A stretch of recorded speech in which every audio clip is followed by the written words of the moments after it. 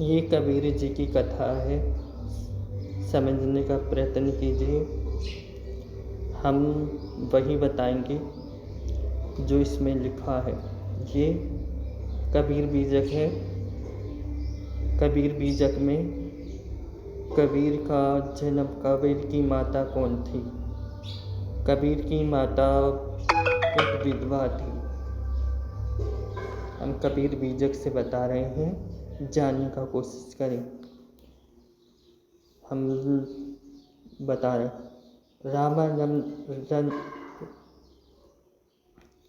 रामानंद रहे जग के स्वामी, ध्यावत निस दिन अंतर्यामी। ताकि ढिग एक विधवा नारी, सेवा करे बड़ो सिरधारी। प्रभु का एक दिन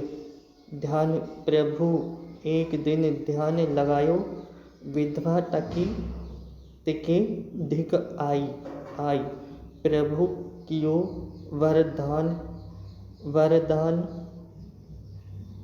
प्रभु कियो वंदना बिन दोषा। प्रभु कही पुत्र भरी धोषा। तब तय अपनो नाम बखाना, यह विपरीत दयो वरदाना। वे कहते हैं, वो कहने लगी, आपने विपरीत वरदान दिया है। स्वामी कहे निस मुख आयो। स्वामी कहते हैं, मुख से जो आया है वो परमात्मा की आज्ञा है, इसमें कोई वो नहीं है। यह विपरीत दयो वरदानी। यह विपरीत दियो, विपरीत मतलब वो विधवा थी और उनको वरदान दिया कि पुत्र वधू हो जाओ। तो वरदान देने तो विधवा कहने लगी, यह विपरीत दियो वरदाना। स्वामी कहे निस मुख आयो। स्वामी ने कहा कि किस मुख से आया। पुत्र बती हरि तही बनाया। हरि ने तुम्हें पुत्र बती बनाने का निर्णय किया है। हे ऐसा पुत्र, हे पुत्र कलंक ना लागी। तब सूत हे हरि अनुरागी। यह पुत्र कलंक ना लगाएगा। तब सूत हे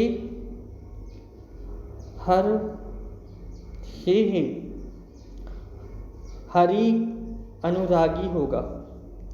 तब तय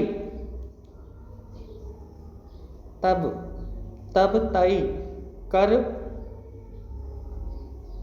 फूल परियायो। तब तुम फूल पर छोड़ देना कुछ दिन। तब सुत जायो। कुछ दिन तकन फूल पर छोड़ देना, फिर कुछ दिन तकन सुत जायो। तब तकन सूत जाएगा, भूल जाओगे। जनता पुत्र नभ बजे नगारा। जब जनता को यह पुत्र कमल फूल पर देखा तो समझेंगे प्रकट हो गया यही। तब जननी डरा सोच अपारा। तब उस माता ने सोचा कि पुत्र को फूल के ऊपर छोड़ दूंगी तो सोच अपार होने लगा उसको, है ना। सो सूत लाई तय फेंक दूरी। सो सूत लाई तय फेंकी दूरी। रामानंद कहते हैं, इस पुत्र को फेंक आओ दूर, कहीं दूर, ऐसे कि नदी तालाब के पुष्प पे बिठा उसको धर दो। डांटी गढ़ी जुलाहा तह यहाँ आरू, तब वहाँ जुलाहा आया, जुलाहा आया और एक दूरी, दूरी यह एक दूरी, वहाँ एक दूरी। सो बालक अनाथ, तो बालक अनाथ था। निहारी, बालक को अनाथ देकर निहार ने गोद में रखा और निस भवन मतलब अपने घर भवन में सिधार मतलब चला गया, सिधर गया मतलब चला गया। लालन पालन किया और बहुत बहुत सुत नारी निस दिन रात को वह लालन पालन। पुनः कबीर बोले अजबानी, पुनः कबीर ने बोला ऐसे बानी ना कहे। कबीर बोले ऐसे बानी, कबीर कहते हैं ऐसे बोल नहीं। मोहि मलच्छ लायो, मोहि मल लच्छ लियायो। वो कबीर कहते हैं मुझे मीछ मच्छल मतलब मछली लायो, मुझे मछली लायो। गुरु मछल लियायो, गुरु बिना गुरु जान रामानंद मंत्र नहीं देते। पे उपाय, रामानंद ने कहा ये मलच्छ है। गुरु जान के रामानंद ने मंत्र नहीं देते थे। तब कबीर ने उपाय हम कुछ रुचि लाहे, उसमें कुछ रुचि नहीं थी। आस कही गंगा तारी तीर रे आयो।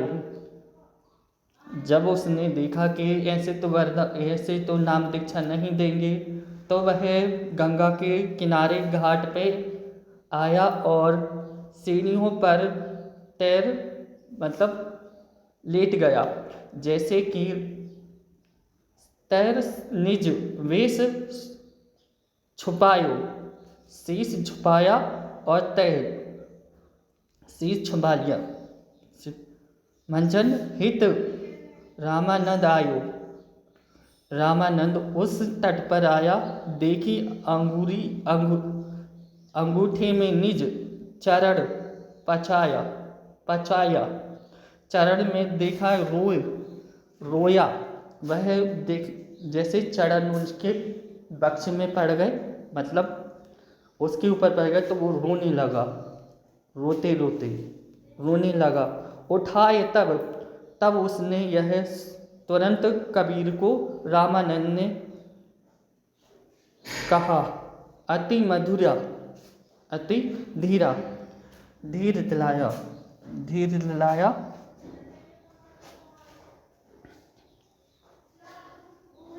धीर मति धीरा। राम राम कहू रोवे नाही, राम राम नाही रो।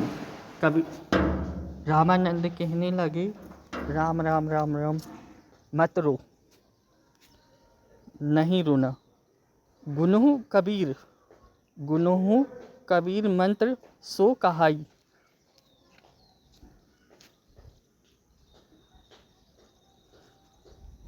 गुनहु मंत्र सो कबीर कहाई। माता पिता मान्य बौराना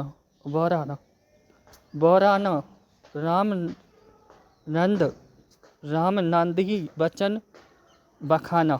रामनंद ने वचन दिया बखाना। या कि प्रभु किसकी कलंक वायो। रामानंद कहते यह प्रभु यह कैसा कलंक लग गया। रामानंद कहते हैं हे प्रभु ये कैसा कलंक लग गया। एक बालक के नीचे मेरा पैर पड़ गया।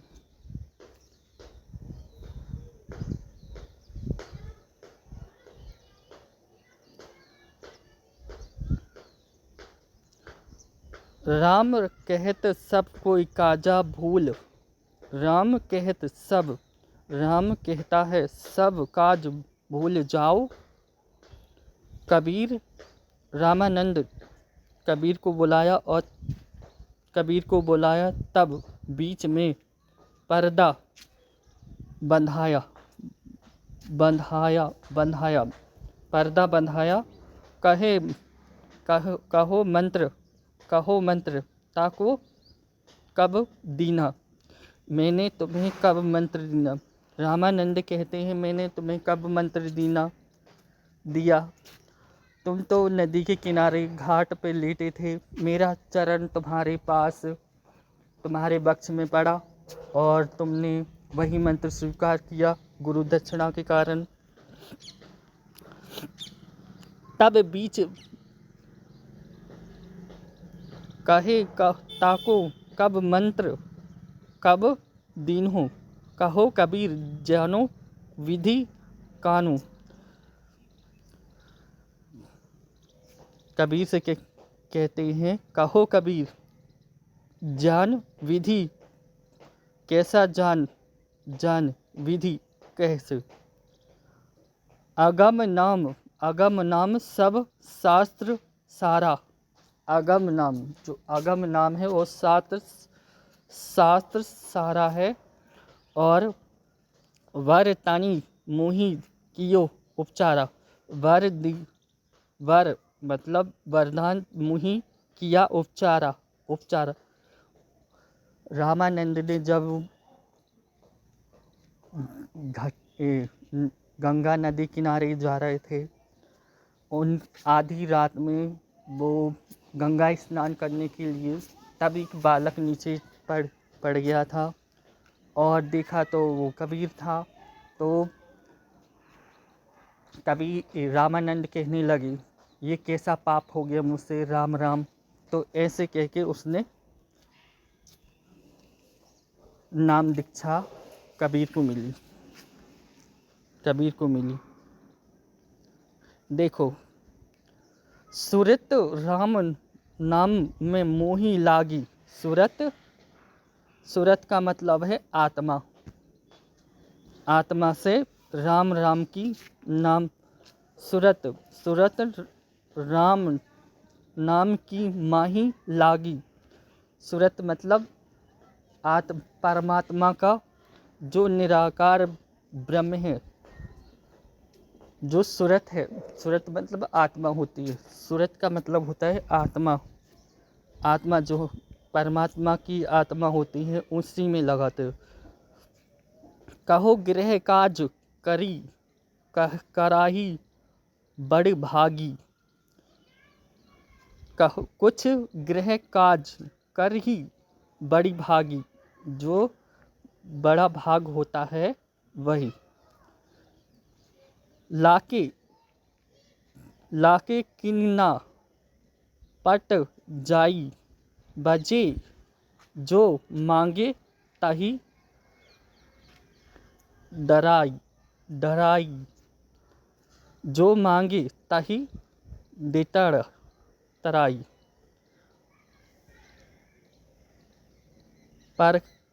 परखे रहे मात्र पितृ ताके, गंगे नहा कुछ दुख चुपो, कुछ धाहो तुच्छ। यहाँ पर साफ स्पष्ट है कि कबीर की माता विधवा थी। रामानंद ने उन्हें वरदान दिया था और उसने फूल पर उसको छोड़ दिया। जनता ने देखी कि बालक फूल पर प्रकट हो गया है। तो यही बात है कि जो कबीर की माता थी वो विधवा थी। उनके पति ख़त्म हो गए थे, पति ही नहीं थे, विधवा थी, शादीशुदा थी पर उनका पति ख़त्म हो गया था। तब ऐसे वो रामानंद की यहाँ पर सेवा करती रहीं। तो सेवा करते करते रामानंद उनको प्रसन्न हो गए, तो उन्होंने वरदान दिया पुत्र वधू हो जाओ। तब उन्होंने कहा स्वामी ये कैसा वरदान दे दिया, मैं तो विधवा हूँ, कलंक लग जाएगा ये पुत्र। तो रामानंद कहते जो वाणी, जो प्रभु की इच्छा होती है वही होता है। अगर तुम्हारा पुत्र होता है तो हरि भक्त कहलाएगा, हरि की भक्ति करेगा और हरि का प्रचार करेगा और राम भक्त संत नाम से जाना जाएगा। तो तब बोले कि इसको मैं कैसे पालूँ, कलंक लग जाएगा, ये वो कलंक लग जाएगा। तो तब रामानंद कहते हैं इसे दूर कहीं फूल, जहाँ फूल लगे होंगे वहाँ छोड़ आओ। तो वहाँ छोड़ी आती हैं। तब एक जुलाहा आता है, उसे देख, जुलाहा आता है वहाँ पर और पत्नी आती है। तो उन्होंने देखते कि एक बालक फूल में खेल रहा था, उसकी मुस्कान बड़ी दिव्य अलौकिक थी। तो उनको उठा के अपने घर ले आए और उसे लालन पालन किया। वही बालक 7 वर्ष की अवस्था में रामानंद को गुरु बनाया। गुरु कैसे बनाया कि वो जुलाहा था तो पंडित तो होते हैं, कहते हैं ये वो। तो उन्होंने नाम दीक्षा उन्हें ऐसे मिली कि वो उनके पास नाम दीक्षा नहीं लेना जाना चाहते थे। वो सोचे गुरु जी से नाम दीक्षा लेंगे, गुरु बनाएंगे। तो उन्होंने विचार किया मैं नदी के किनारे रामानंद के दर्शन कर लूँगा, तब उनका मुझ पे नज़र पड़ेगी, तब मैं उनसे नाम दीक्षा ले लूँगा। तो वह जो गंगा की तट थी, मतलब सीढ़ियाँ थी, वहाँ लेट गया। जैसे रामानंद अंधेरे में आए, उनका पैर पड़ा और देखा कि बालक रोने लगा। तो वह कहने लगे राम राम, ये कैसा पाप हो गया मेरे से। तो उसी कारण कबीर जी को नाम दीक्षा इस कारण मिली। कोई ये ना समझे कि कबीर से शरीर प्रकट हो गए थे। कबीर का जन्म नहीं हुआ है, कबीर का से शरीर प्रकट नहीं हुए थे। उनकी माता ने उनको एक फूल पर छोड़ आई थी, और जो कबीरपंथी बोलते हैं ये सरासर गलत बताते हैं, इनकी बातों में विश्वास नहीं करना। और वो कहते हैं ना, जब कोई चीज़, जैसे कि कोई चीज़ अपन को दिख जाए चमत्कारी होते हुए, जैसे कि कोई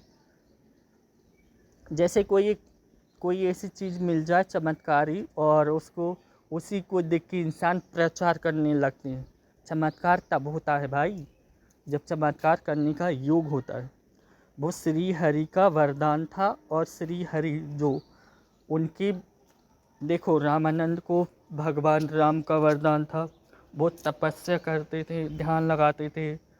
उनमें ध्यान लगाते हुए ऐसी अवस्था प्रकट हुई, तो उन्होंने वही वरदान दिया था जो राम की इच्छा थी, अर्थात परमात्मा की इच्छा थी।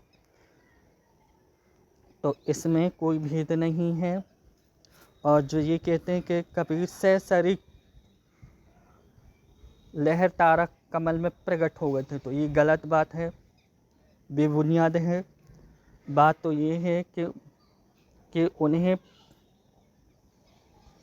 तलवा नदी के किनारे फूल पर रखा गया था। जनता उस पुत्र को प्राप्त करके बहुत खुशी मनाती थी कि ये भगवान हैं। तो इसमें उन्हें ईश्वर घोषित करना गलत बात है। और हाँ, परमात्मा किसी की भी गर्भ से जन्म ले सकते हैं, पर ये झूठी बात बताना बंद करो कि वो शरीर कमल में आए थे, प्रकट हो गए थे। तो वो सहसरी कमल में प्रकट नहीं हुए थे, उन्हें कमल पे पुष्प पे रखा गया था। ये सच्चाई है कबीर बीजक में